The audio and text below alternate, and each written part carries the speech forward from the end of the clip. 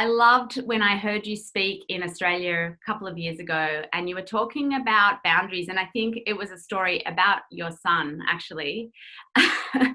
And I just loved, you're one of the few people, because it's all well and good to teach parents about just connect, but you give this really practical advice around how to set that boundary and how to wait for the right moment. Could you talk more about just when we do need to say that needs to stop?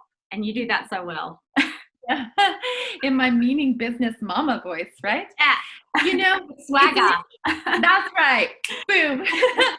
It's an interesting thing because we have this, I think that we've really started to get the message out that connection is everything and relationship is everything. And so you see sort of attachment parenting and gentle parenting and connection parenting and all of these sort of movements happening, which is wonderful.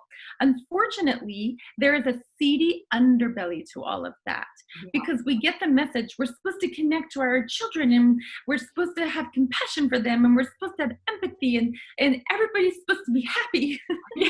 And then we start to feel like we are not allowed to say no. We are not allowed to have boundaries and rules and norms and expectations. And so this seedy underbelly of the giant sort of connected parenting movement, of which you know I'm a huge proponent, the seedy underbelly of that is kind of what I refer to as like the flowery meadows parenting approach. You know, like where you just like release them to the flowery meadows to watch them blossom. It never ends well. No. That is not what children need. No. We call it now permissive parenting. Yes. Right? And so you must be able to say no, and you must be able to say no with conviction and with swagger, and like it's like no big deal. Just what's happening. My answer is no.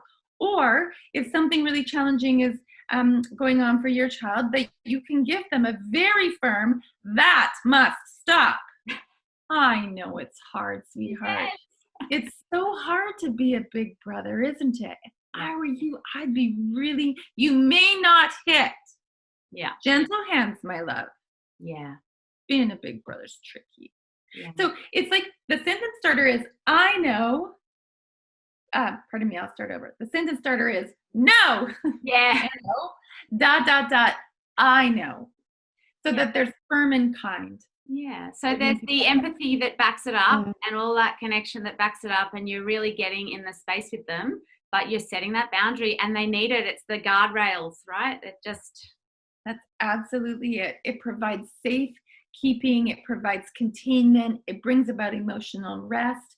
We all actually do very well in the context of, you know, just some consistency and some norms and some ways of being. Yeah, so good.